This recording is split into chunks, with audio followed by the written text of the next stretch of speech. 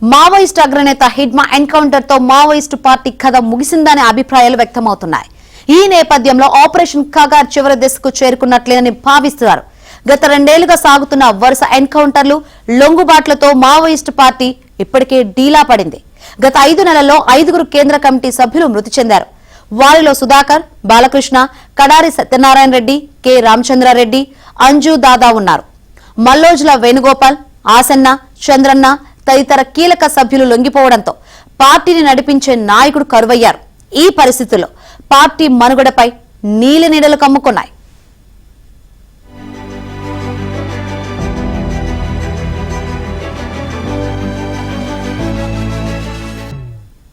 Hidma encounter తో ఇంకా అడవిలో ఉన్న వివిధ క్యాడర్ల మావోయిస్టులు కూడా లొంగిపోతారనే ప్రచారం జరుగుతుంది.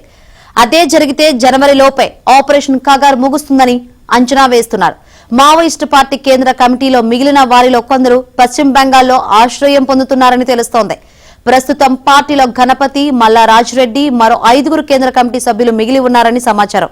వీరు మాత్రమే సాయుధ పోరాటాన్ని నమ్ముకున్నవారని, మరో 4గురు కేంద్ర కమిటీ సభ్యులు లొంగిపోయేందుకు సిద్ధంగా ఉన్నారని పోలీసు వర్గాలు చెబుతున్నాయి.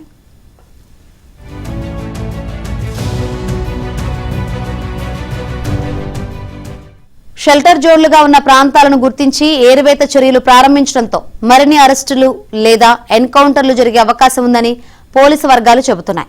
ఇప్పటికే దండకారణ్యంలోని పిఎల్జీఏ బృందాల్లో 12 మంది లొంగిపోయాయి. అయితే మరో 6 బృందాలు ఉండొచ్చని చెబుతున్నారు. అవి కూడా త్వరలో లొంగిపోతాయని పోలీసు వర్గాలు సమాచారం. అందులోనే తెలంగాణకు చెందిన 3, మరో ఏపీ నేత ఉంటారని చెబుతున్నారు.